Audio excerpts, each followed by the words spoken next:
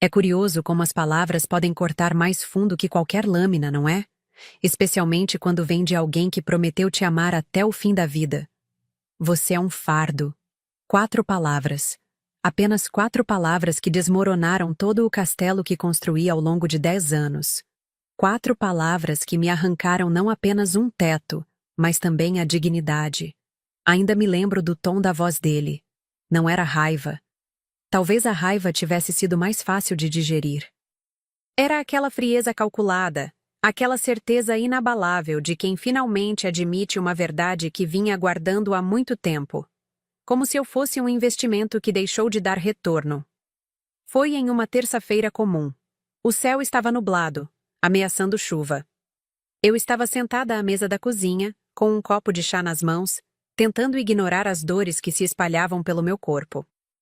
O diagnóstico ainda era recente, e eu tentava me acostumar com a ideia de que, por alguns meses, não poderia trabalhar. Era temporário, diziam os médicos. Mas para Ricardo, meu marido, pareceu uma sentença definitiva. Ele entrou na cozinha com uma mala na mão. A princípio, pensei que fosse uma viagem de negócios de última hora. Não seria a primeira vez. Mas então, notei algo diferente no olhar dele. Um distanciamento, como se eu já fosse apenas uma lembrança em sua mente. Eu não posso mais fazer isso, ele disse, colocando um envelope na mesa. Os papéis do divórcio estão aí dentro. Já transferi tudo para minha conta pessoal. A casa está no meu nome, como você sabe. Fiquei paralisada, segurando aquele copo de chá como se fosse a única coisa concreta em um mundo que começava a se desintegrar. Mas por quê? Foi tudo que consegui perguntar, a voz trêmula, tentando processar o impensável.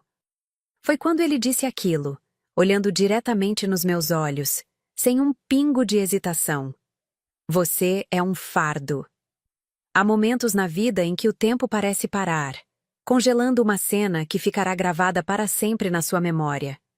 Consigo ver cada detalhe daquele instante, o vapor subindo do meu chá, a gota de chuva que escorreu pela janela da cozinha, o som do relógio na parede marcando segundos que pareciam eternidades.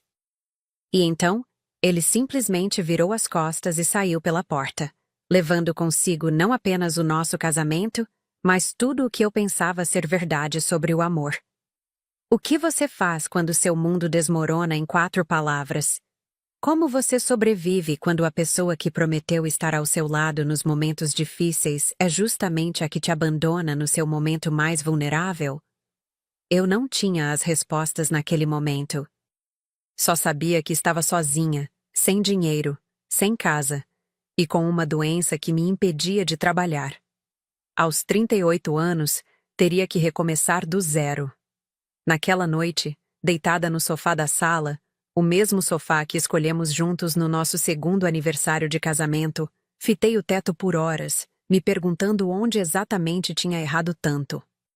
Em que momento me tornei um fardo para o homem que jurou me amar na saúde e na doença? O mais irônico é que, por anos, fui eu quem carregou o peso de nossas vidas. Enquanto ele perseguia sonhos e arriscava tudo em um empreendimento após o outro, era eu quem garantia que as contas fossem pagas, que tivéssemos um teto seguro, que nada nos faltasse. A chuva finalmente começou a cair lá fora, como se o céu chorasse as lágrimas que eu ainda não conseguia derramar. E foi ali, no silêncio daquela casa que logo não seria mais minha, que tomei uma decisão.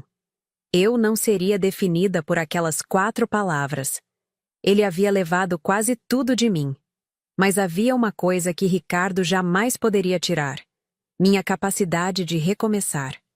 O que eu não sabia era que esse recomeço seria apenas o primeiro capítulo de uma história muito maior do que eu poderia imaginar. Os primeiros dias foram os mais difíceis. Cada canto da casa guardava memórias. Cada objeto parecia zombar da minha nova realidade. O lado vazio da cama. As 2 escovas de dente no banheiro, agora reduzidas a uma. As fotografias dos nossos 10 anos juntos que eu não tinha coragem nem de olhar, muito menos de retirar das paredes. Eu tinha exatamente 2 semanas para sair da casa. Foi o que disse a carta do advogado que chegou 3 dias depois que Ricardo partiu. 2 semanas para embalar uma década inteira. Mas como embalar lembranças? Como guardar em caixas os planos que fizemos juntos? Naquela manhã, sentei-me à mesa da cozinha, como fazia todas as manhãs antes do meu mundo desmoronar. Uma xícara de café na mão esquerda, meu caderno de anotações na direita. Era um ritual que mantinha há anos, planejar meu dia enquanto o aroma do café me despertava por completo. Ricardo costumava dizer que eu era obsessiva com meu caderno, com minhas listas, com meu planejamento. Nem tudo na vida precisa ser organizado, Ana, ele dizia, rindo da minha necessidade de controle. Ele estava certo. Nem todo o planejamento do mundo poderia ter me preparado para isso. Abri o caderno em uma página em branco e escrevi no topo: Próximos passos. A caneta ficou suspensa no ar por longos minutos. Que passos eu poderia dar quando o chão havia desaparecido sob meus pés? Foi nesse momento que meu celular tocou. Na tela, o nome de Luísa piscava insistentemente. Luísa, minha amiga desde os tempos da faculdade. A mesma que Ricardo disse que eu deveria ver com menos frequência depois que nos casamos. Ana, é você? Por que não está atendendo minhas mensagens? A voz dela soou preocupada do outro lado da linha. Não sei por quê, mas desabei. Todas as lágrimas que eu tinha contido nos últimos dias explodiram em um choro convulsivo. Entre soluços, tentei explicar o que havia acontecido. Eu estou indo para aí agora, ela disse sem hesitar. E não se preocupe com onde vai ficar. Meu apartamento tem um quarto de hóspedes que está à sua espera. Quando desliguei o telefone, percebi que minha mão não tremia mais. Talvez fosse o primeiro passo. Aceitar ajuda. Luísa chegou 1 hora depois, os cabelos cacheados presos em um coque desalinhado, as bochechas vermelhas de quem subiu correndo as escadas. Ela me abraçou forte, sem dizer nada, e então se afastou. Segurou meu rosto entre suas mãos e disse: Você não está sozinha. Nunca esteve. Foi quando percebi o quanto havia me isolado nos últimos anos. Ricardo tinha um jeito sutil de me afastar das pessoas que me eram queridas. Aquela sua amiga é muito intrometida, ele dizia sobre Luísa. Sua irmã só sabe reclamar da vida. Ele comentava sobre Clara, minha única irmã, que morava em outro estado. Aos poucos, vi meu círculo social se reduzindo a ele e aos amigos dele. Naquela tarde, com a ajuda de Luísa, comecei a separar o que levaria comigo. Roupas, alguns livros, objetos pessoais. Havia pouco espaço no apartamento dela, então precisava ser prática. Mas como ser prática quando cada objeto carrega uma história? Esse vaso, falei, segurando uma peça de cerâmica azul. Compramos na nossa viagem à Grécia. Foi nosso 5º aniversário. Luísa pegou o vaso das minhas mãos, o examinou por um momento e então o colocou em uma caixa. Lembranças são importantes, Ana, mas não podem se tornar âncoras que te impedem de seguir em frente. À noite, depois de horas embalando o que eu conseguiria levar, sentamos no chão da sala vazia, comendo pizza diretamente da caixa. Algo que Ricardo odiava. Existem pratos por um motivo, Ana. Ele sempre reclamava. Você sabe que isso não começou da noite para o dia, não é? Luísa falou, quebrando o silêncio. O modo como ele te tratava... Abaixei os olhos para o pedaço de pizza em minhas mãos. Eu sabia do que ela estava falando. Ricardo sempre teve um dom para fazer com que eu me sentisse inadequada. A forma como ele corrigia meu jeito de falar em público. Como criticava minhas escolhas de roupa. Como me fazia sentir incompetente quando eu não concordava com suas decisões financeiras. Foi tão gradual que quase não percebi, admiti. No começo, eu até achava que ele só queria o melhor para mim, sabe? Que estava me ajudando a ser uma pessoa melhor. E quando foi que você percebeu que não era isso? A pergunta de Luísa me pegou de surpresa. Quando exatamente eu havia percebido? Talvez quando ele insistiu que eu abandonasse meu emprego na editora para ajudá-lo com sua nova empresa. Ou quando ele decidiu investir todas as nossas economias em um negócio arriscado sem me consultar.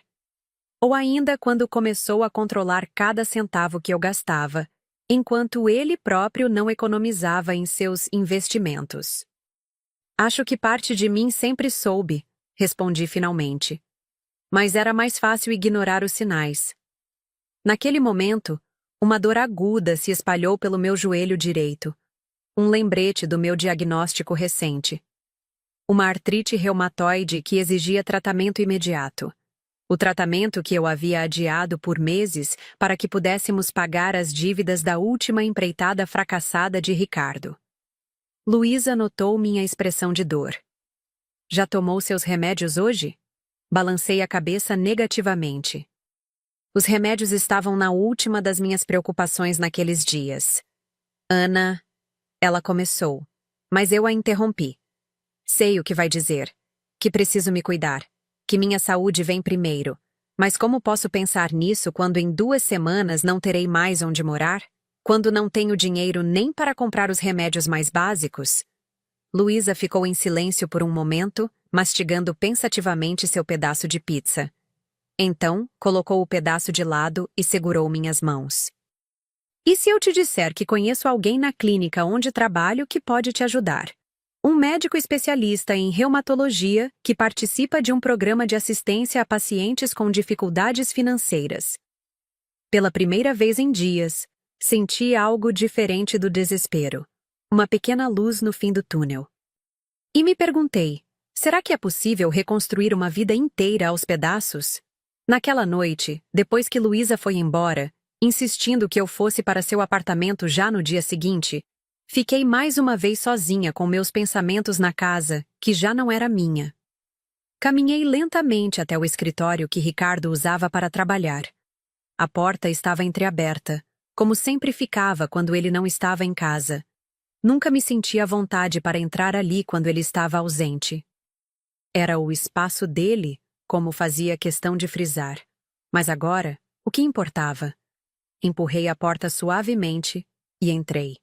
O lugar estava impecavelmente organizado, como tudo que pertencia a Ricardo. Cada caneta em seu lugar, cada papel perfeitamente alinhado. Na parede, diplomas e certificados exibiam suas conquistas profissionais.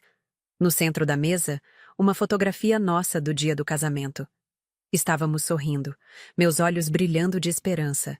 Os dele já pareciam distantes, mesmo naquele dia. Peguei a foto e a examinei de perto. Como não percebi antes? Como não vi que, mesmo naquele momento que deveria ser o mais feliz das nossas vidas, ele já me olhava como se eu fosse um fardo? Coloquei a foto de volta na mesa, mas não exatamente no mesmo lugar. Um pequeno ato de rebeldia que ele jamais saberia. Foi então que notei uma pasta azul na gaveta entreaberta da escrivaninha. A curiosidade me venceu. Dentro, encontrei documentos financeiros, extratos bancários, contratos. Comecei a folhear distraidamente, mais por um senso de merecimento do que por verdadeira curiosidade. Afinal, não haviam sido minhas economias também que sustentaram aquela casa nos últimos anos? E então, vi algo que me fez congelar. Um extrato bancário de uma conta que eu desconhecia. Uma conta com um valor considerável, muito mais do que Ricardo havia me dito que possuíamos. A data do último depósito era de apenas 2 dias antes dele partir. Minha mente começou a trabalhar freneticamente. Seria possível que... Não, Ricardo não faria isso. Ele poderia ser muitas coisas, mas não um ladrão. Continuei examinando os documentos, e quanto mais lia, mais meu estômago afundava. Notas fiscais de compras que eu desconhecia. Recibos de um apartamento que nunca vi. E o mais impactante, um contrato de sociedade em uma nova empresa, datado de 6 meses atrás, justamente quando meus primeiros sintomas de artrite apareceram. A coincidência era clara demais para ser ignorada. Ricardo não havia me abandonado por causa da minha doença. Ele estava planejando isso há meses. A doença foi apenas a desculpa perfeita, o momento oportuno. Sentei-me na cadeira dele, sentindo o peso dessa descoberta. A traição era muito mais profunda do que eu imaginava. Não era apenas emocional, era calculada, planejada nos mínimos detalhes. Guardei os documentos de volta na pasta, mas não antes de tirar fotos de cada página com meu celular. Talvez não servissem para nada juridicamente. Talvez servissem. Mas naquele momento, era a única coisa concreta que eu tinha contra ele. Quando saí do escritório e fechei a porta, algo havia mudado dentro de mim. A dor ainda estava lá. O medo do futuro também. Mas agora havia algo mais. Uma determinação crescente. Uma vontade feroz de provar, para ele, para mim mesma, que eu não era um fardo. Na verdade, eu sempre fui a base que sustentou tudo. E bases, quando removidas, não desmoronam. Elas se tornam as primeiras pedras de uma nova construção. 3 meses se passaram desde que me mudei para o apartamento de Luísa. 3 meses de adaptação a uma nova realidade, de consultas médicas intermináveis e de tentativas frustradas de encontrar um emprego que aceitasse minhas limitações físicas. O quarto de hóspedes havia se tornado meu santuário. Um espaço pequeno, mas acolhedor, com uma janela que dava para um parque. Nas manhãs de sol, eu me sentava no parapeito e observava as pessoas lá embaixo, correndo, rindo, vivendo suas vidas normais, sem interrupções, sem traições. Eu as invejava e, ao mesmo tempo, encontrava conforto em sua existência cotidiana. Se elas podiam seguir em frente, talvez eu também pudesse. Meu tratamento havia começado a mostrar resultados modestos. As dores ainda estavam lá, mas mais administráveis. O Dr. Oliveira, o reumatologista que Luísa havia recomendado, era um homem de meia idade com olhos gentis que pareciam ter visto de tudo. Ele havia me incluído em um programa de assistência farmacêutica que cobria grande parte dos meus medicamentos. A artrite reumatoide não é uma sentença de incapacidade, Ana. Ele me explicou em nossa última consulta. É uma condição que exige adaptações, mas não define quem você é ou o que pode fazer. Suas palavras ressoavam em minha mente enquanto eu folheava anúncios de emprego online. A maioria pedia experiência em áreas que eu não dominava, ou exigia uma disponibilidade física que eu não podia oferecer. Meus anos na editora pareciam distantes agora, quase como se fossem parte da vida de outra pessoa. Naquela tarde de quinta-feira, Luísa chegou do trabalho mais cedo que o habitual. Ela entrou no quarto sem bater, um hábito que ela tinha desde os tempos da faculdade, e jogou uma pasta sobre minha cama. Você precisa ver isso, ela disse, um tom de urgência em sua voz. Abri a pasta e encontrei papéis jurídicos, contratos, relatórios financeiros, documentos notariais. Meu olhar confuso fez Luísa explicar. Lembra do meu irmão, Gabriel? Ele é advogado, especializado em direito de família. Mostrei a ele as fotos dos documentos que você encontrou no escritório de Ricardo. Meu coração acelerou. E o que ele disse? Luísa sentou-se na beira da cama, seu rosto uma mistura de raiva e satisfação. Ele disse que Ricardo cometeu fraude matrimonial. Escondeu bens, transferiu dinheiro ilegalmente e, o mais importante, usou seu nome e assinatura em negócios sem seu consentimento explícito. Senti o ar escapar dos meus pulmões. Como assim usou meu nome? Aparentemente, Ricardo usou o fato de vocês serem casados para incluir seu nome como garantia em vários empréstimos. Empréstimos que financiaram aquela nova empresa que ele estava montando secretamente. A revelação caiu sobre mim como um balde de água fria. Não era apenas uma questão de ter sido abandonada. Eu estava legalmente implicada em negócios que sequer sabia que existiam. O que isso significa para mim? Perguntei, sentindo um nó se formar em meu estômago. Significa, Luísa disse, seus olhos brilhando com determinação, que você tem um caso contra ele, e Gabriel está disposto a te representar pro bono. Nos dias que se seguiram, me vi imersa em um mundo jurídico que nunca imaginei frequentar. Reuniões com Gabriel, que se mostrou tão caloroso e determinado quanto a irmã. Declarações para redigir, evidências para compilar. Era exaustivo, mas havia algo estranhamente revigorante em lutar por meus direitos. Foi durante esse processo que comecei a perceber o quanto havia me anulado durante meu casamento. Como havia permitido que Ricardo tomasse todas as decisões importantes, como havia aceitado seu controle como se fosse normal, como havia confundido amor com submissão. Numa manhã particularmente difícil, quando as dores nas articulações pareciam piores que o normal, recebi uma mensagem no celular. Era um número desconhecido, mas o conteúdo me fez congelar. Ana, é o Eduardo. Precisamos conversar sobre Ricardo. Eduardo. O antigo sócio de Ricardo, aquele que saiu da empresa de forma repentina há 2 anos, após uma briga que nunca me foi completamente explicada. Na época, Ricardo o descreveu como incompetente e desonesto. Alguém que queria colher os frutos sem plantar as sementes. Mostrei a mensagem para Gabriel, que estava em meu apartamento revisando documentos. Ele franziu a testa. Pode ser útil, mas também pode ser uma armadilha. Ricardo pode estar usando ele para descobrir o que sabemos. Mas algo me dizia que havia mais nessa história. Concordamos que eu responderia, marcando um encontro em um local público, com Gabriel presente. 2 dias depois, estávamos sentados em um café no centro da cidade. Eu, Gabriel e Eduardo. Um homem que eu só havia encontrado algumas vezes em festas da empresa, mas cujo rosto anguloso e expressão séria eu lembrava bem.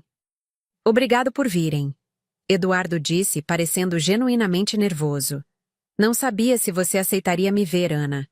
Não depois de tudo que Ricardo provavelmente disse a meu respeito. Estou aqui, respondi simplesmente, esperando que ele continuasse. Eduardo respirou fundo, seus dedos tamborilando na xícara de café. Você sabe por que realmente saí da sociedade com Ricardo? Neguei com a cabeça. Porque descobri que ele estava desviando dinheiro da empresa. Não apenas isso. Ele estava fazendo negócios paralelos, usando recursos da nossa sociedade. Gabriel se inclinou para a frente, subitamente mais interessado. Você tem provas disso? Eduardo abriu sua pasta e retirou uma série de documentos. Tenho tudo. Registros, gravações de reuniões, e-mails. Na época, ameacei expô-lo, mas ele me ofereceu uma quantia para sair em silêncio. Aceitei, pensando que seria o fim da história. E por que está voltando agora? Perguntei desconfiada. Os olhos de Eduardo encontraram os meus, e vi algo que parecia ser remorso genuíno. Porque ele está fazendo isso de novo, com outra pessoa, uma jovem empresária que não sabe onde está se metendo. Ele fez uma pausa. E porque soube o que ele fez com você, Ana? Ricardo tem um padrão. Ele usa as pessoas até não servirem mais, então descarta. Um arrepio percorreu minha espinha. Era exatamente o que havia acontecido comigo. Isso muda tudo, Gabriel disse, examinando rapidamente os documentos. Com isso podemos não apenas anular os negócios fraudulentos, mas também buscar compensação pelos danos morais e materiais. Enquanto Gabriel falava sobre estratégias legais, eu me perdi em pensamentos. A imagem que eu tinha de Ricardo, o marido que me abandonou quando fiquei doente, estava se transformando em algo muito mais sombrio. Um homem calculista, sem escrúpulos, que havia planejado me usar desde o princípio. Será que algum dia ele realmente me amou? Ou eu sempre fui apenas uma peça em seu tabuleiro, descartável quando não mais útil? A reunião terminou com promessas de cooperação e planos concretos. Eduardo seria uma testemunha-chave em nosso caso. Seus documentos, uma prova irrefutável do caráter de Ricardo. Ao sairmos do café, senti uma mistura contraditória de emoções. Por um lado, havia a indignação, a raiva renovada ao perceber a extensão da traição. Por outro, um estranho alívio. Como se, finalmente, as peças do quebra-cabeça estivessem se encaixando e eu pudesse ver a imagem completa do que havia sido meu casamento. Você está bem? Luísa perguntou quando voltei ao apartamento e lhe contei sobre o encontro. Ela havia ficado de plantão no hospital e não pôde nos acompanhar. Estou processando. Respondi, sentando-me pesadamente no sofá. É como descobrir que viveu uma mentira por 10 anos. Luísa sentou-se ao meu lado, segurando minha mão. Não foi tudo mentira, Ana. Seus sentimentos eram reais. Seu compromisso era real. Mas baseado em quê? Em uma imagem falsa dele? Baseado no que você é. Uma pessoa capaz de amar incondicionalmente, de se comprometer verdadeiramente. Ela apertou minha mão. Isso não é pouca coisa. Naquela noite, enquanto tentava dormir, as palavras de Luísa ecoavam em minha mente. Talvez ela estivesse certa. Talvez o problema nunca tivesse sido eu, minha capacidade de amar, minha lealdade, minha dedicação. O problema sempre foi dele, sua incapacidade de valorizar o que tinha, sua ganância insaciável, seu egoísmo. Peguei meu telefone e olhei para as fotos que havia tirado dos documentos no escritório de Ricardo. Uma delas mostrava um extrato bancário com um endereço de correspondência que eu não reconhecia. Um endereço em um bairro nobre da cidade.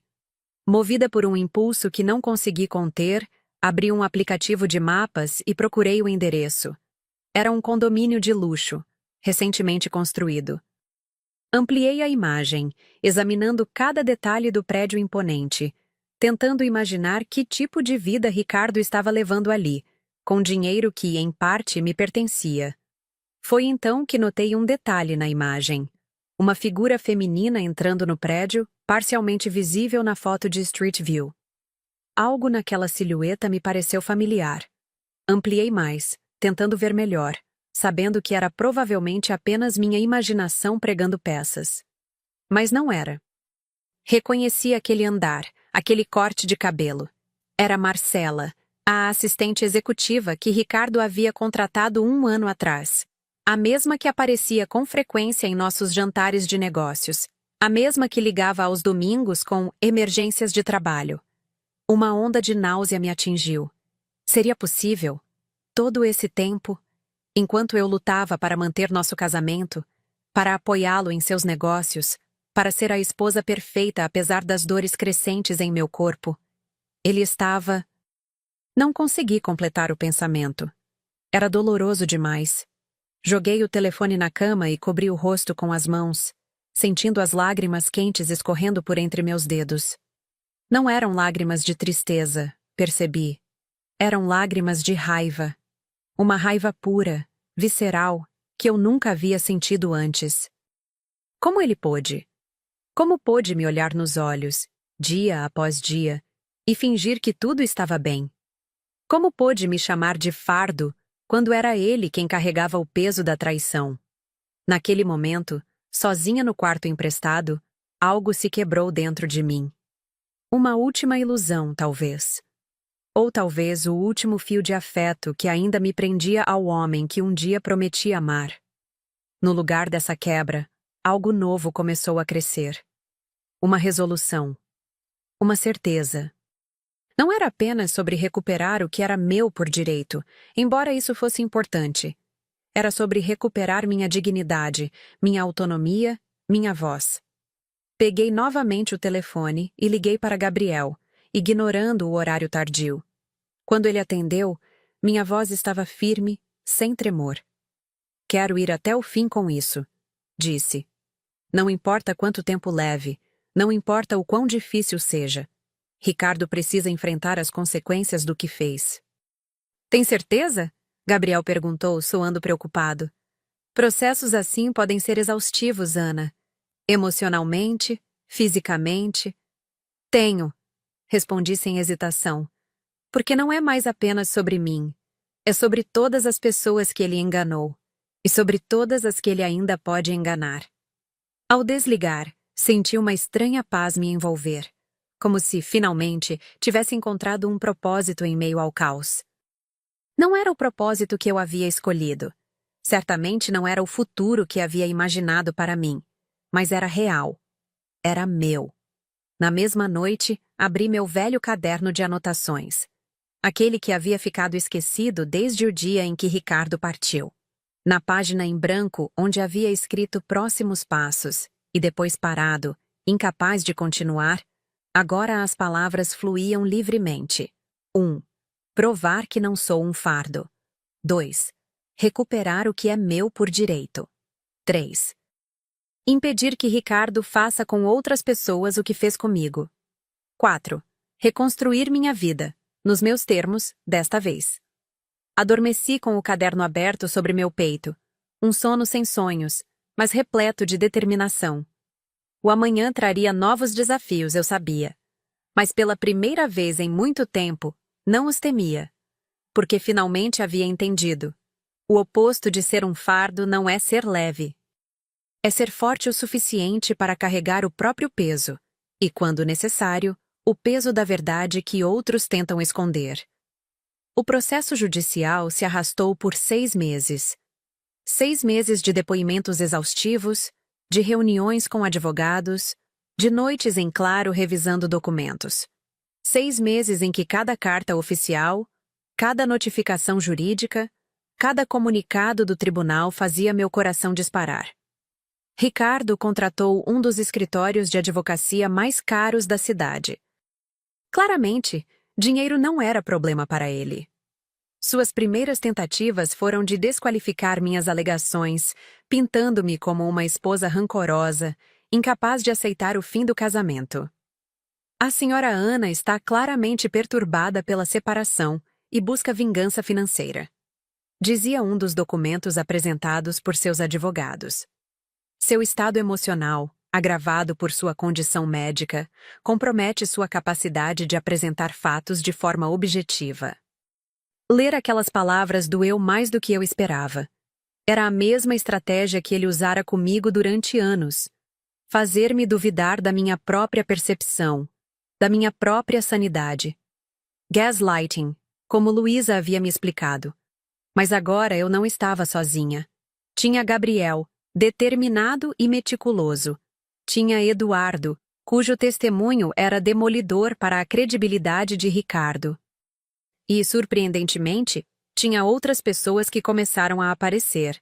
Ex-funcionários da empresa, antigos amigos do casal, até mesmo a mãe de Ricardo, uma senhora idosa que ele raramente visitava, mas que me ligou para dizer que sempre soube que ele não era digno de uma mulher como você. Aos poucos, também recuperei contato com minha irmã Clara, que voou do outro lado do país para me ver quando soube de tudo. Nosso reencontro foi marcado por lágrimas e promessas de nunca mais permitir que nada, ou ninguém, nos separasse novamente. Ele sempre me tratava com frieza. Clara comentou durante sua visita. Como se eu fosse uma intrusa. Agora entendo por quê. A cada nova revelação, a cada novo apoio, eu me sentia mais forte. Não apenas emocionalmente, mas também fisicamente. Dr. Oliveira notou a melhora em minha condição. O estresse pode agravar significativamente os sintomas da artrite reumatoide, ele explicou. Às vezes, remover uma fonte constante de estresse da sua vida pode fazer mais pela sua saúde do que qualquer medicamento. Ricardo era a fonte de estresse que eu não sabia que carregava. E apesar do processo judicial ser exaustivo, havia algo libertador em finalmente confrontá-lo abertamente. Entre as audiências e consultas médicas, comecei a procurar trabalho novamente. Não foi fácil. Minha formação em literatura e minha experiência em edição pareciam insuficientes para o mercado atual, especialmente com as limitações físicas que eu ainda enfrentava. Foi Luísa, sempre Luísa, quem sugeriu um caminho que não havia considerado. Por que não tenta freelancing? Revisão, edição, talvez até ghostwriting.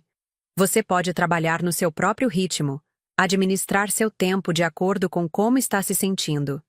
A ideia era assustadora. Trabalhar por conta própria significava não ter a segurança de um salário fixo, de benefícios, de estabilidade. Mas também significava liberdade. Aquela mesma liberdade que havia perdido gradualmente durante meu casamento. Criei um perfil em plataformas de freelancers, Comecei pequeno, revisando trabalhos acadêmicos, corrigindo textos para blogs, editando pequenos artigos. O dinheiro era pouco, mas era meu. Ganho com meu próprio talento, com meu próprio esforço.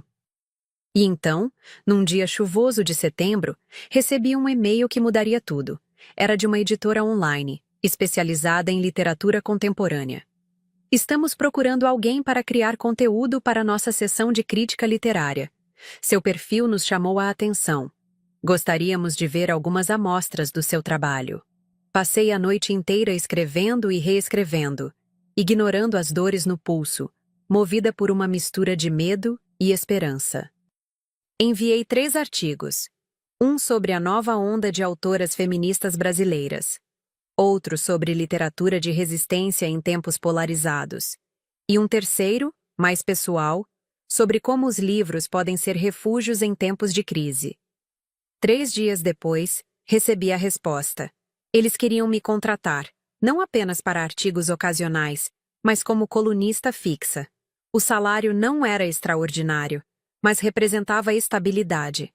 Representava reconhecimento. Mostrei o e-mail para Luísa assim que ela chegou do hospital. Ela gritou de alegria e me abraçou tão forte que quase caímos. Eu sabia, sempre soube que você conseguiria. Foi em meio a essa pequena celebração que meu telefone tocou. Era Gabriel. Ana, preciso que você venha ao escritório amanhã cedo.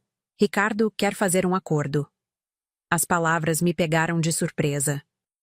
Depois de meses negando tudo, depois de todas as táticas de intimidação, Ricardo queria negociar?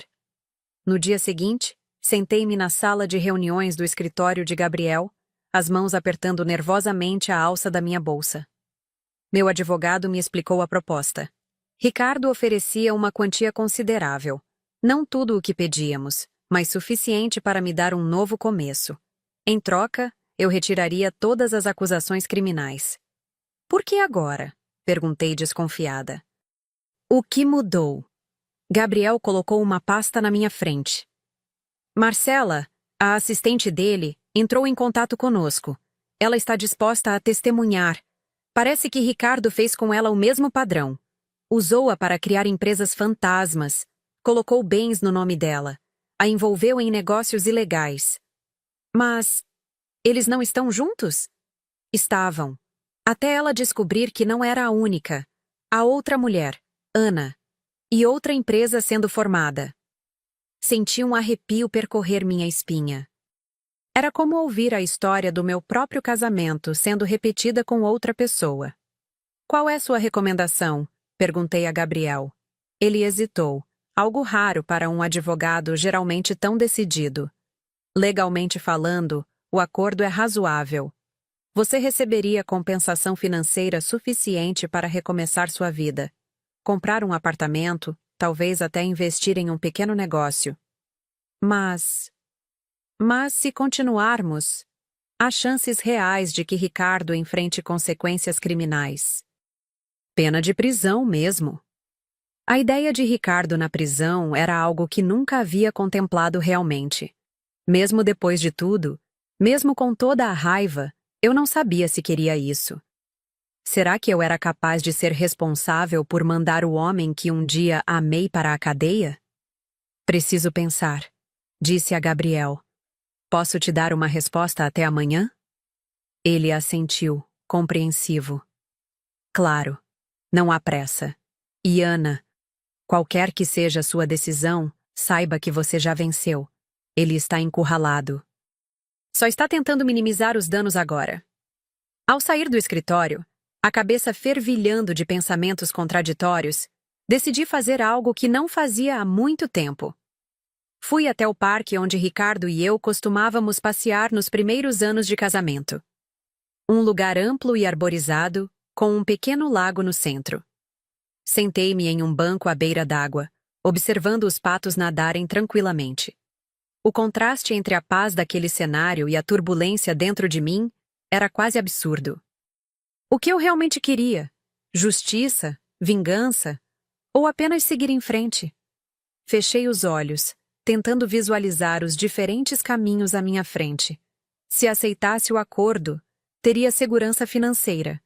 Poderia comprar meu próprio apartamento, investir no meu trabalho de escritora, talvez até viajar um pouco, algo que sempre desejei, mas que Ricardo considerava desperdício de dinheiro. Seria um novo começo limpo, sem mais batalhas judiciais, sem mais desgaste emocional. Por outro lado, se seguisse com o processo até o fim, Ricardo enfrentaria todas as consequências de seus atos. Não apenas comigo, mas com todas as pessoas que ele prejudicou ao longo dos anos.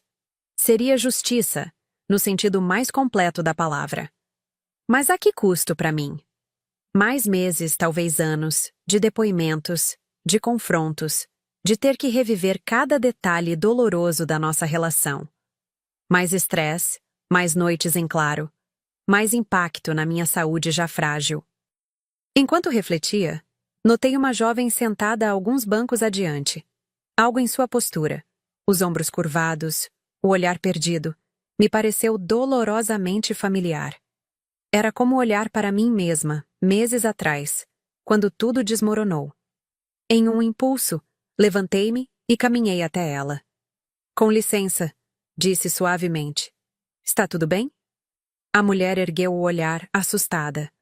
Seus olhos estavam vermelhos de chorar, mas tentou disfarçar com um sorriso forçado. Sim, só um dia difícil. Algo me dizia para não deixá-la sozinha. Talvez porque ninguém tivesse estado lá para mim naquele primeiro dia, quando as palavras de Ricardo ainda ecoavam em meus ouvidos. Posso me sentar? Perguntei, indicando o espaço ao lado dela. Ela hesitou, mas então assentiu. Às vezes, falei após um momento de silêncio. Ajuda a falar com um estranho.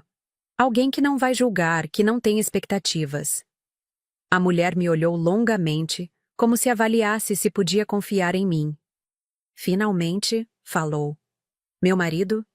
Ele está me traindo. E não é a primeira vez. Senti um aperto no peito. A similaridade era angustiante. Como você descobriu? Mensagens no celular dele. Ele tem sido tão distante ultimamente. Sempre irritado, sempre me culpando por tudo. Achei que era estresse do trabalho, mas... Sua voz falhou. E o que você vai fazer? Ela encolheu os ombros, desamparada. Não sei. Temos 2 filhos. E eu não trabalho há anos. Como vou sustentá-los sozinha? Naquele momento, tudo ficou claro para mim. A decisão que havia me atormentado o dia todo repentinamente parecia óbvia. Escute, disse, colocando gentilmente minha mão sobre a dela.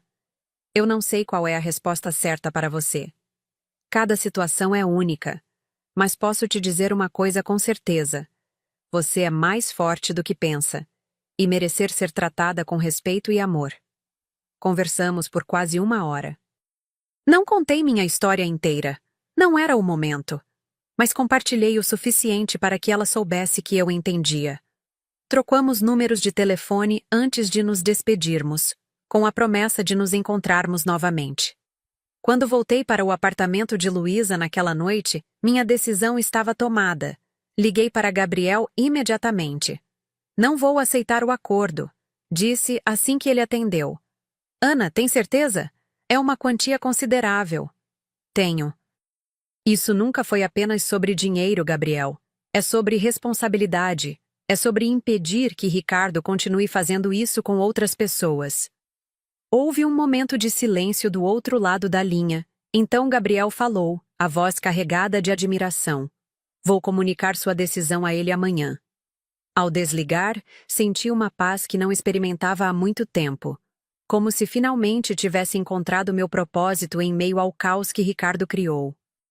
No dia seguinte, acordei cedo e sentei-me junto à janela com meu café, observando o parque lá embaixo. O sol mal havia nascido, mas já havia pessoas correndo, passeando com seus cachorros, iniciando seus dias. A vida continuava, implacável em seu ritmo. Foi quando meu telefone tocou. Um número desconhecido. Hesitei, mas atendi. Ana? A voz do outro lado era inconfundível, mesmo após todos esses meses. Ricardo. Por um momento não consegui falar. O choque de ouvir sua voz novamente após tudo o que havia acontecido me deixou sem palavras. Ana, você está aí? Ele soava diferente. Não havia a confiança habitual, a certeza de quem sempre sabia estar no controle. Estou, respondi finalmente, lutando para manter a voz firme. Seu advogado me informou que você recusou o acordo. Sim. Houve um silêncio tenso. Por quê? Ele perguntou finalmente. É uma boa quantia. Você não teria que trabalhar por um bom tempo, poderia comprar um apartamento, viver confortavelmente. Não é sobre o dinheiro, Ricardo. Então é o quê? Vingança? A palavra me atingiu como um tapa. Era assim que ele interpretava minha recusa? Como um ato de vingança mesquinha? Não, respondi, surpreendendo a mim mesma com a calma na minha voz. É sobre justiça. Para mim, para Eduardo, para Marcela e para qualquer outra pessoa que você usou e descartou quando não era mais útil. Ana, escute. Não, Ricardo. É a sua vez de escutar. Durante anos você me fez acreditar que não era suficiente, que minhas opiniões não importavam, que meus sonhos eram secundários aos seus. E quando mais precisei de você, quando estava doente e vulnerável, você me chamou de fardo e me abandonou. Fiz uma pausa, sentindo a emoção crescer em minha garganta, mas determinada a não deixá-lo perceber o quanto aquilo ainda me afetava. Você acha que pode sair dessa com dinheiro? Que pode comprar meu silêncio, minha dignidade? Não desta vez. Vou seguir até o fim. Não importa quanto tempo leve. Não importa o quão difícil seja. Você está cometendo um erro, ele disse, a voz agora carregada de raiva. A máscara de arrependimento caindo rapidamente. Posso tornar sua vida um inferno, Ana. Tenho recursos, tenho conexões. Era a mesma tática de sempre. Intimidação, ameaças veladas, a implicação de que ele tinha poder e eu não. Mas desta vez, algo era diferente. Eu não tinha mais medo. Faça o que achar que deve fazer, Ricardo. Eu farei o mesmo. E então, desliguei. Não em um gesto dramático de raiva, mas com a serenidade de quem finalmente se liberta de um peso que carregou por tempo demais. Luísa encontrou-me ainda sentada junto à janela, o celular nas mãos, um sorriso tranquilo nos lábios. Tudo bem? Ela perguntou, notando algo diferente em minha expressão. Nunca estive melhor. Respondi honestamente. E era verdade. Pela primeira vez desde que Ricardo saiu pela porta com aquelas palavras cruéis, eu sabia exatamente quem eu era e o que queria. Não era mais a mulher frágil que acreditava ser um fardo. Era uma sobrevivente, uma lutadora. Naquela mesma tarde, recebi outro e-mail da editora online.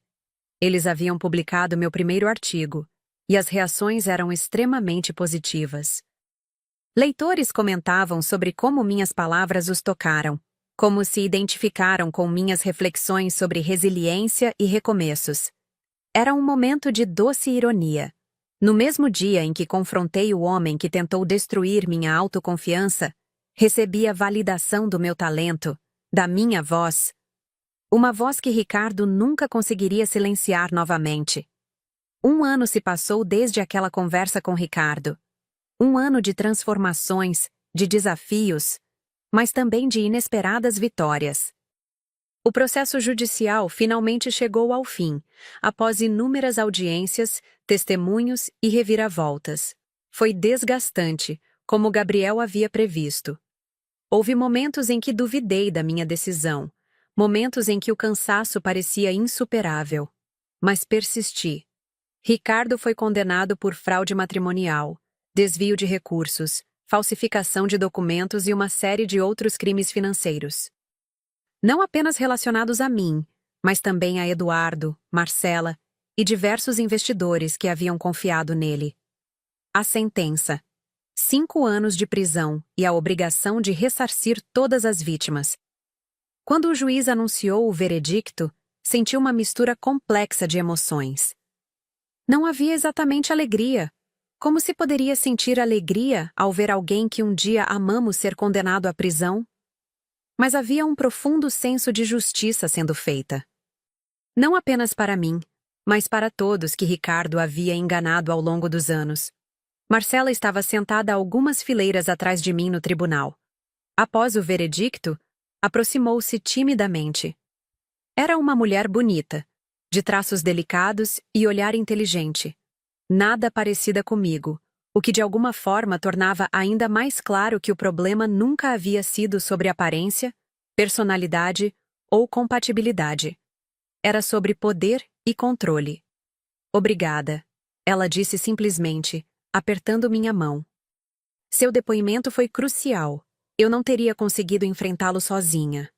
Nenhuma de nós deveria ter que passar por isso sozinha, respondi, sentindo uma estranha conexão com esta mulher que, em outras circunstâncias, poderia ter sido minha rival. Saí do tribunal naquele dia com a certeza de que um capítulo importante da minha vida havia sido encerrado. O ressarcimento financeiro que recebi não era nem de longe o que eu merecia pelos anos de dedicação, pelos sacrifícios feitos, pelo apoio incondicional que ofereci. Mas era suficiente para dar os próximos passos. O primeiro desses passos foi deixar o apartamento de Luísa, apesar de seus protestos de que eu poderia ficar quanto tempo quisesse. Você salvou minha vida, disse a ela enquanto empacotava minhas coisas. Nunca esquecerei isso. Não seja dramática, ela respondeu, ajudando-me a guardar os livros em caixas, mas vi a emoção em seus olhos. Além disso, quem vai me ouvir reclamar do hospital agora? Prometi que nossos jantares de sexta-feira continuariam sendo sagrados, não importava onde eu morasse. Uma promessa que mantive religiosamente, mesmo quando a vida ficou mais agitada. Meu novo apartamento não era grande ou luxuoso.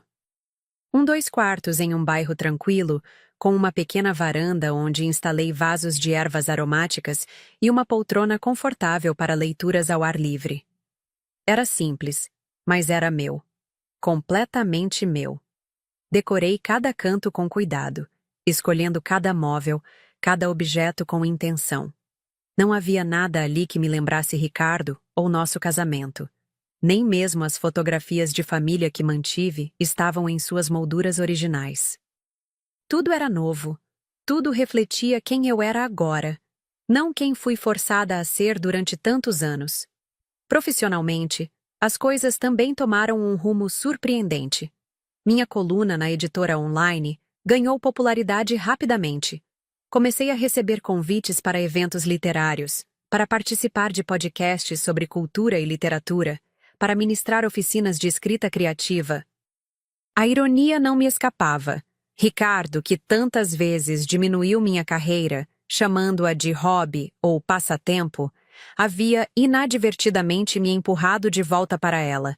E agora, essa carreira florescia de maneiras que eu jamais havia imaginado. Minha saúde também melhorou consideravelmente. As dores da artrite reumatoide ainda estavam presentes. Havia dias melhores e dias piores, mas aprendi a gerenciá-las. A medicação, a fisioterapia e, principalmente, a ausência do estresse crônico que vivia sob o mesmo teto que Ricardo fizeram maravilhas pelo meu corpo. Foi durante uma das minhas sessões de fisioterapia que conheci Carlos, um professor universitário de literatura brasileira que se recuperava de uma lesão no ombro. Começamos a conversar sobre livros como seria de se esperar e descobrimos inúmeros interesses em comum. Nossos encontros na clínica de fisioterapia logo se estenderam para cafés, cinemas, caminhadas no parque. Não era um romance, pelo menos não inicialmente. Era uma amizade genuína, baseada em respeito mútuo e admiração intelectual. Você deveria escrever um livro, Carlos me disse certa vez, enquanto discutíamos meu último artigo sobre literatura de resistência. Sua voz é única, Ana. As pessoas precisam ouvi-la. A ideia me assustou a princípio. Um artigo era uma coisa, mas um livro inteiro? Parecia ambicioso demais, grandioso demais para alguém que, por tanto tempo, havia sido condicionada a se fazer pequena. Mas a semente estava plantada. Comecei a fazer anotações, a desenvolver um esboço, a imaginar como seria contar minha história. Não literalmente, mas transmutada em ficção, em uma narrativa que pudesse tocar outras mulheres que estivessem passando pelo que passei. A cada página que escrevia, sentia um pedaço do meu passado sendo ressignificado. As experiências dolorosas, as humilhações sutis, os momentos de dúvida e desespero, tudo isso tornava-se matéria-prima para algo maior que eu mesma. Carlos foi meu primeiro leitor. Honesto em suas críticas, generoso em seus elogios. Nossa amizade, aos poucos, se transformou em algo mais profundo, mas de uma natureza completamente diferente do que havia experimentado com Ricardo. Não havia cobrança, não havia controle, não havia diminuição. Era uma relação entre iguais, onde cada um tinha seu espaço, seus projetos, suas ambições, e ainda assim, encontravam prazer em compartilhar a vida um com o outro. Tenho medo, confessei a ele numa noite, depois de finalizar mais um capítulo do manuscrito. E se eu estiver simplesmente repetindo padrões? E se confundi gratidão com afeto? Carlos me olhou com aquele jeito calmo que era tão característico dele. O medo é compreensível, Ana. Depois de tudo que você passou, seria estranho se não tivesse receios. Ele segurou minha mão delicadamente. Mas saiba que não há pressa, que podemos simplesmente deixar as coisas fluírem no ritmo que for confortável para você. E que, acima de tudo, seu bem-estar vem em primeiro lugar. Para mim e, espero, para você também. Foram palavras simples, mas que revelavam um mundo de diferença em relação a tudo que havia vivido antes. Pela primeira vez, estava com alguém que me via por completo, com minhas forças e vulnerabilidades, e ainda assim, me respeitava profundamente. Minha irmã Clara veio me visitar regularmente após o fim do processo. Em uma dessas visitas, trouxe uma caixa antiga que havia encontrado no sótão da casa de nossa mãe. "Olha o que achei", ela disse colocando a caixa sobre a mesa da cozinha. "Seus contos de faculdade. Lembra como você escrevia o tempo todo? Antes de..." Não precisou completar a frase. Antes de Ricardo. Antes de abrir mão dos meus sonhos pelos dele.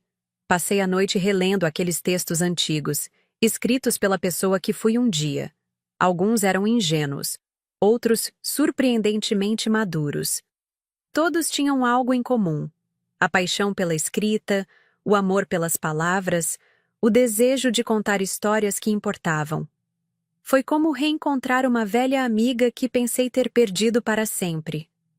E perceber que ela nunca havia realmente partido, apenas se recolhido a um canto silencioso da minha alma, esperando o momento certo para ressurgir. O livro foi finalizado 8 meses depois. Um romance sobre uma mulher que perde tudo, apenas para descobrir que o tudo que achava ter perdido era, na verdade, muito pouco comparado ao que estava prestes a ganhar. Não era minha história exata, mas carregava a essência das minhas experiências, das minhas dores e principalmente da minha recuperação. 3 editoras demonstraram interesse. Escolhi a menor delas, uma editora independente com foco em literatura feminina contemporânea. A editora-chefe, uma mulher de seus 50 anos com olhos perspicazes, me disse durante nossa primeira reunião: "Este livro vai falar com muitas mulheres que estão silenciadas, Ana. Vai dar voz a experiências que precisam ser nomeadas." O lançamento foi marcado para a primavera do ano seguinte. Enquanto isso, continuei com minha coluna, com as oficinas de escrita, com a reconstrução gradual da minha vida. Foi durante esse período que recebi um e-mail inesperado. O nome no remetente me fez congelar momentaneamente. Ricardo Mendes. Meu primeiro instinto foi deletar sem ler, mas algo me impediu. Talvez curiosidade, talvez a certeza de que, seja lá o que fosse, não poderia mais me afetar como antes. A mensagem era breve. "Ana, não espero seu perdão, nem sua compreensão. Apenas queria que soubesse que os últimos meses me deram tempo para refletir sobre o homem que fui, para você e para tantos outros. Não há justificativa para minhas ações. Apenas a constatação tardia do dano que causei. Soube do seu livro. Soube que sua carreira está prosperando. Não posso dizer que estou surpreso. Você sempre foi talentosa, mesmo quando tentei convencê-la do contrário.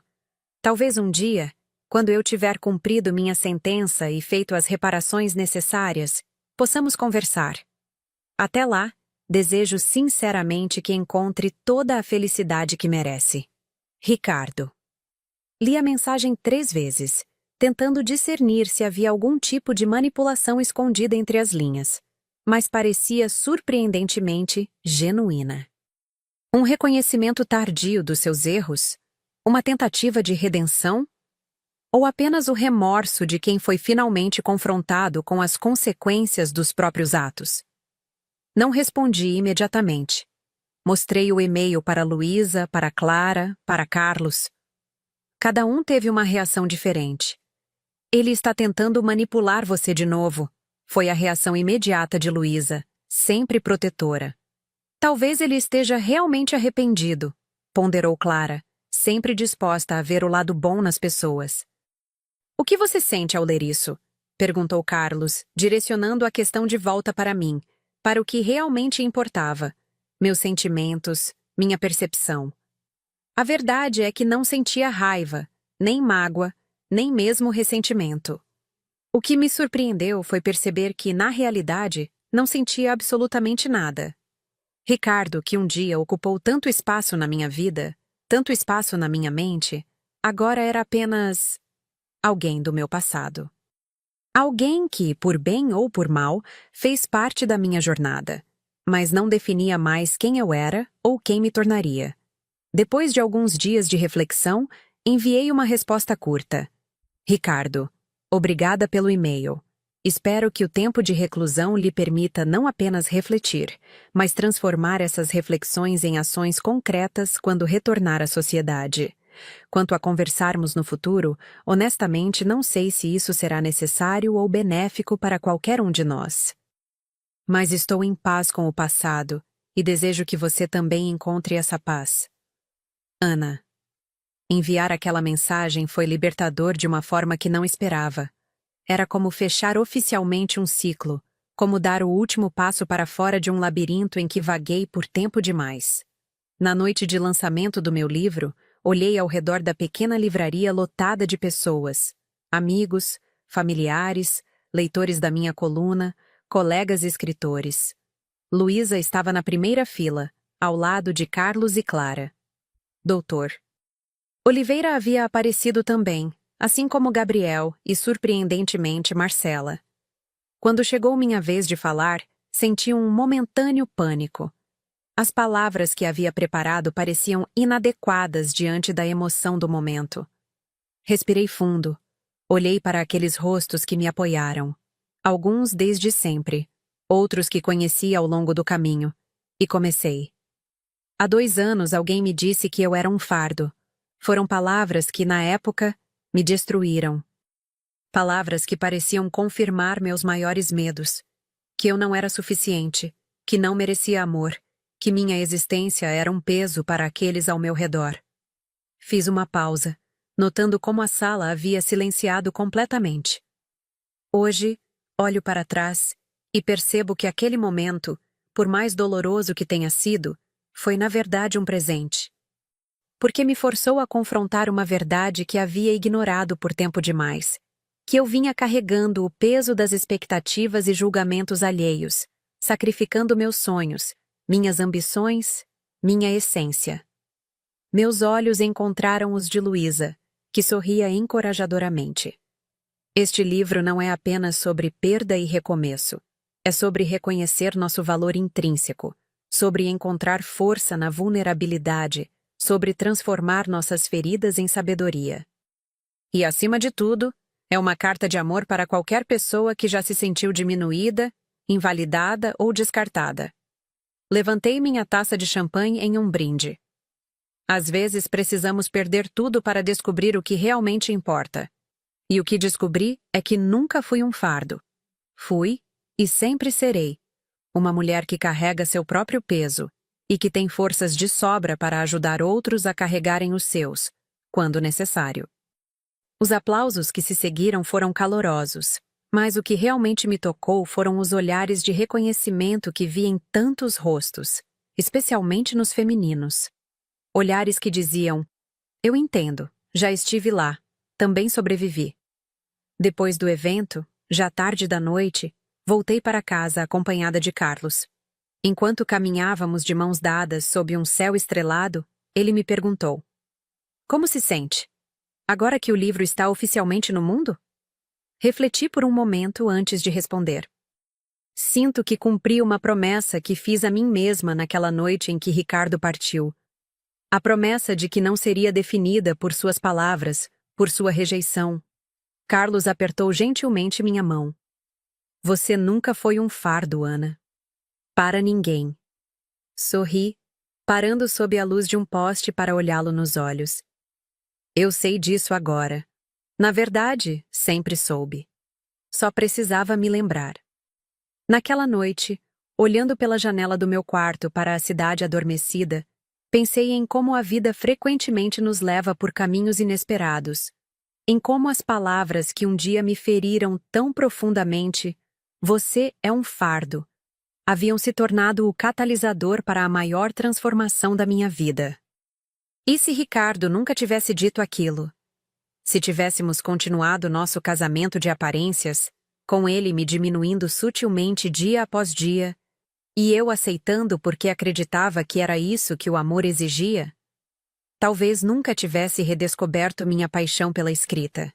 Talvez nunca tivesse reconectado com Luísa, com Clara, com a mulher que eu realmente era, por baixo das camadas de insegurança e medo. Talvez, paradoxalmente, aquelas palavras cruéis tenham sido o maior presente que Ricardo jamais me deu, porque me forçaram a confrontar a verdade, que eu não era, nunca fui e nunca seria um fardo. Era uma mulher completa, complexa, imperfeita e absolutamente digna de amor. O amor dos outros, sim, mas principalmente o meu próprio amor. E essa, afinal, foi a maior descoberta de todas. 5 anos depois. O sol de fim de tarde entrava pelas janelas do ateliê, banhando o espaço com uma luz dourada que sempre me inspirava. As paredes, antes brancas, agora exibiam uma coleção eclética de arte. Desde fotografias em preto e branco que tirei durante minhas viagens, até pinturas coloridas de artistas locais que descobri nos últimos anos.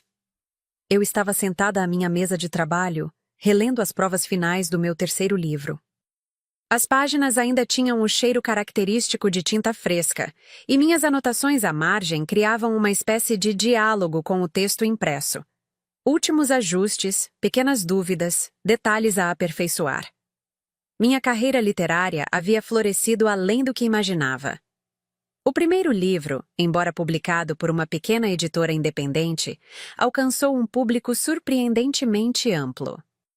Histórias de mulheres de todo o país começaram a chegar por e-mail, por redes sociais, em encontros de leitores.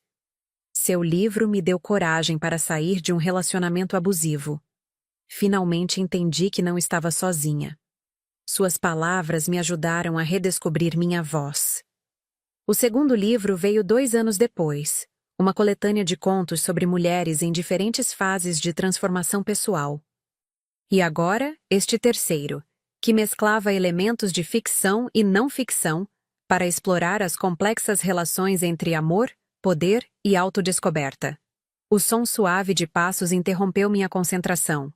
Carlos entrou no ateliê carregando 2 xícaras de chá, como fazia todas as tardes desde que decidimos morar juntos, há 3 anos. Como está indo? Ele perguntou, colocando uma xícara ao lado do meu laptop e sentando-se na poltrona ao lado da janela, onde gostava de corrigir os trabalhos de seus alunos. Quase terminando, respondi, esticando os braços para aliviar a tensão nos ombros. Só estou tendo dificuldade com o capítulo final. Parece que falta algo. Carlos sorriu. Ele conhecia bem minhas angústias criativas, meu perfeccionismo quando se tratava da escrita.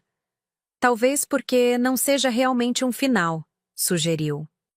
Talvez seja apenas um momento de pausa em uma história que continua se desenrolando. Suas palavras ressoaram em mim, Era exatamente isso.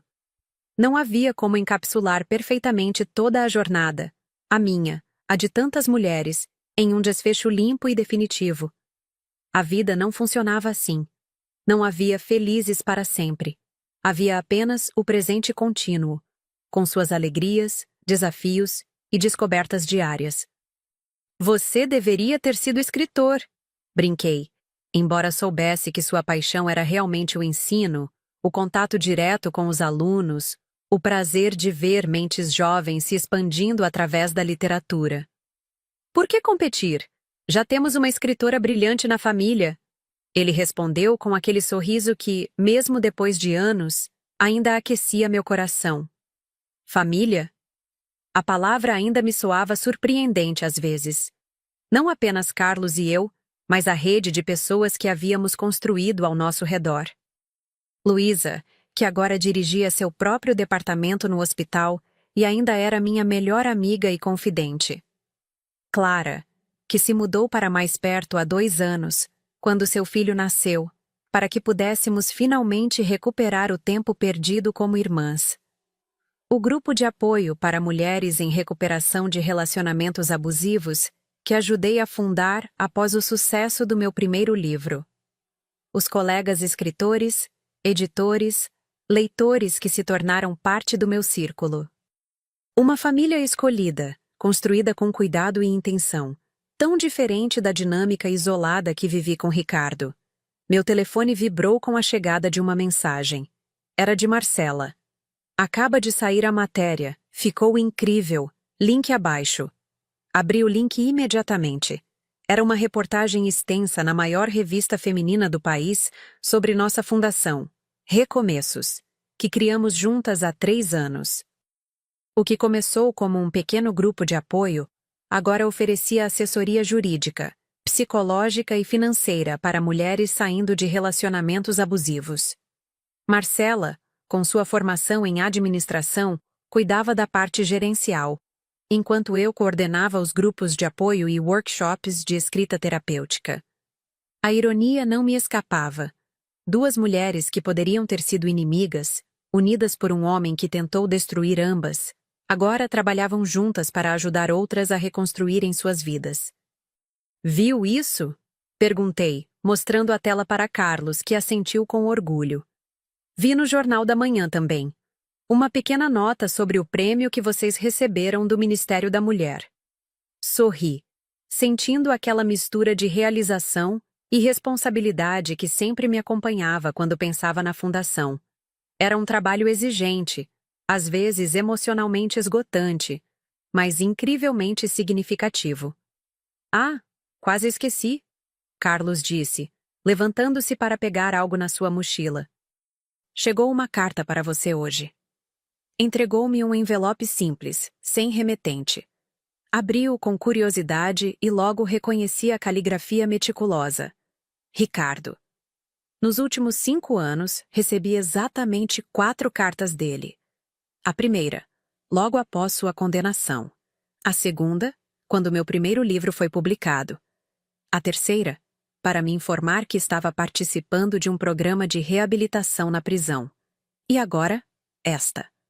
Carlos me observava atentamente. Quer que eu te deixe sozinha para ler? Balancei a cabeça.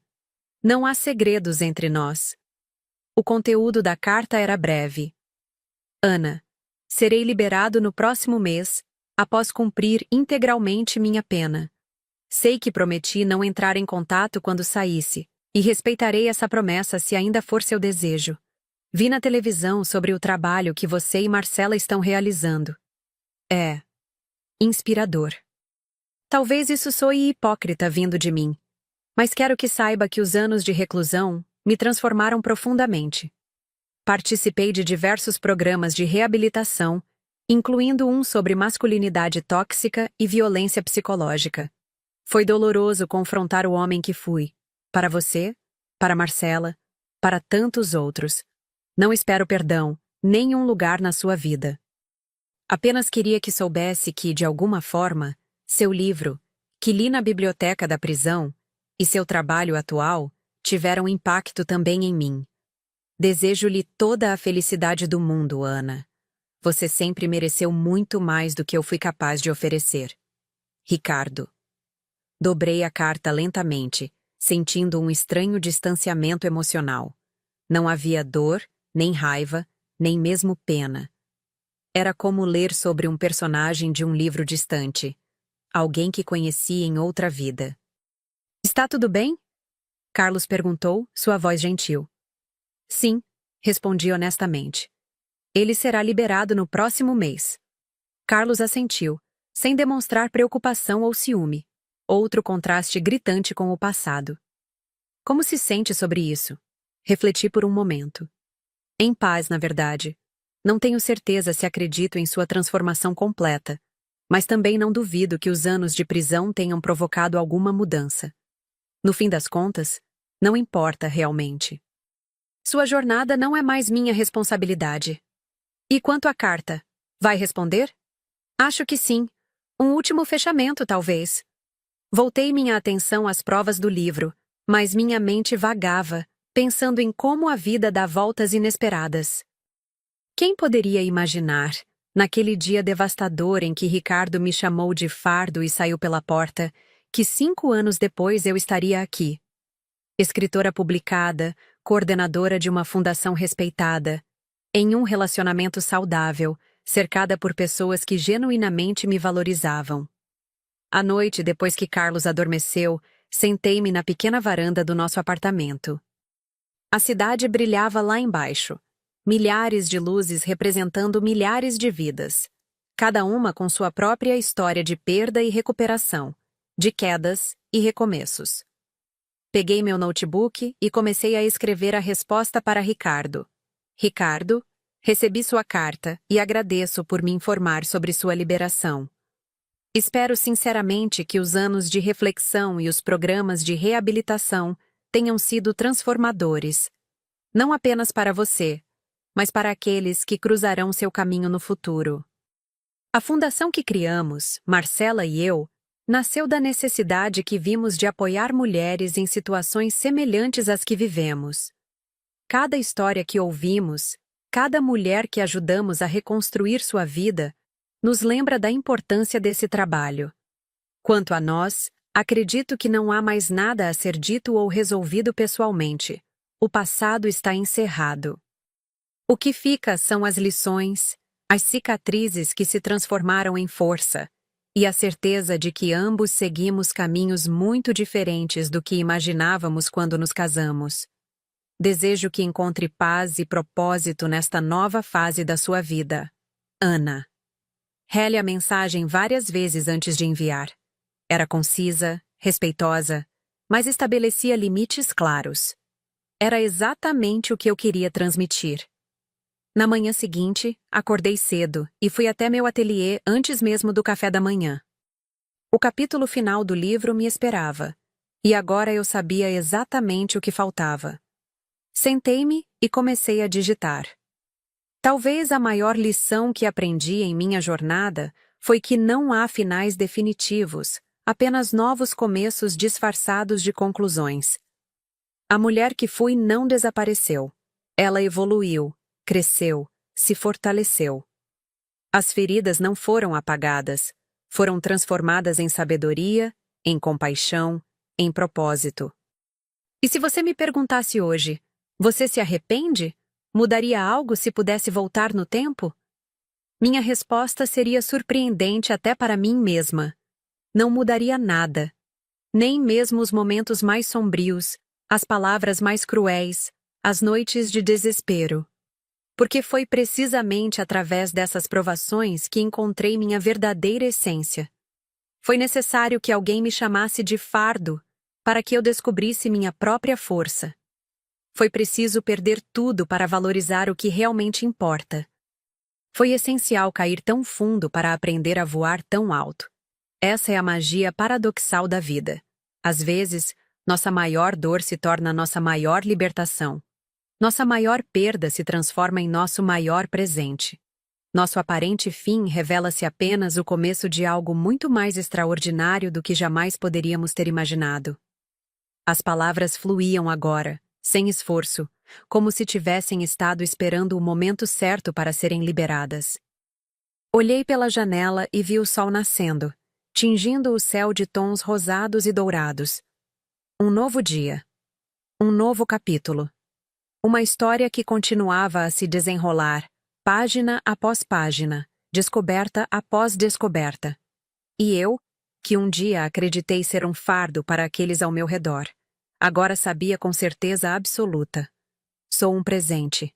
Para mim mesma, para aqueles que amo, para as mulheres que ajudo a se erguerem.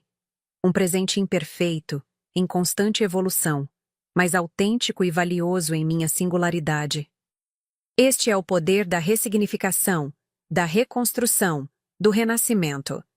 Esta é a alquimia que transforma dor em propósito, rejeição em alto amor, fins em novos começos. Esta é a minha história. E ela está longe de terminar. 3 semanas depois, meu livro foi lançado. A editora organizou um evento maior desta vez, em uma livraria ampla no Centro Cultural da cidade. O espaço estava lotado, rostos familiares e desconhecidos, unidos pelo interesse nas histórias que eu tinha para contar. Entre a multidão, notei uma presença que me surpreendeu. No fundo da sala, discreto e visivelmente desconfortável, estava Ricardo. Mais magro, com os cabelos levemente grisalhos nas têmporas, observando tudo com uma expressão que não consegui decifrar completamente. Nossos olhares se cruzaram brevemente. Ele fez um gesto quase imperceptível com a cabeça. Um reconhecimento, talvez um pedido silencioso de permissão para estar ali. Respondi com um pequeno aceno, nem acolhedor nem hostil. Simplesmente um reconhecimento de sua presença, de nossa história compartilhada e do fato de que ambos havíamos seguido em frente. Quando chegou minha vez de falar, dirigi-me ao microfone com a confiança tranquila que havia conquistado ao longo dos anos. Olhei para a plateia, para Carlos na primeira fila, para Luísa e Clara logo atrás dele, para as mulheres da fundação espalhadas pelo salão, para os leitores que já me acompanhavam desde o primeiro livro, e sim, até mesmo para Ricardo no fundo da sala. Sorri, sentindo uma gratidão profunda por cada parte da minha jornada, mesmo as mais dolorosas. Especialmente as mais dolorosas. Há 7 anos, comecei. Alguém me disse que eu era um fardo. As mesmas palavras com que havia começado minha fala no lançamento do primeiro livro. Mas desta vez, não havia dor nessa lembrança. Apenas uma consciência serena de quanto caminho havia percorrido desde então. E hoje, quero agradecer por essas palavras. Um murmúrio surpreso percorreu a plateia. Agradecer não porque foram verdadeiras, nunca foram, mas porque me obrigaram a confrontar as mentiras que havia aceitado sobre mim mesma. Porque me empurraram para um caminho de autodescoberta que, de outra forma, talvez nunca tivesse percorrido. Fiz uma pausa, deixando que minhas palavras fossem absorvidas. Este livro é dedicado a todas as pessoas que já foram feitas se sentir como um fardo, que já foram diminuídas, silenciadas, descartadas. E minha mensagem para vocês é simples. Sua dor pode se tornar seu poder. Sua queda pode se tornar seu voo. Seu fim pode se tornar seu começo. A sessão de autógrafos durou horas. Cada pessoa que se aproximava tinha uma história para compartilhar, um momento de conexão, uma palavra de gratidão. Quando o último livro foi assinado, a livraria estava quase vazia.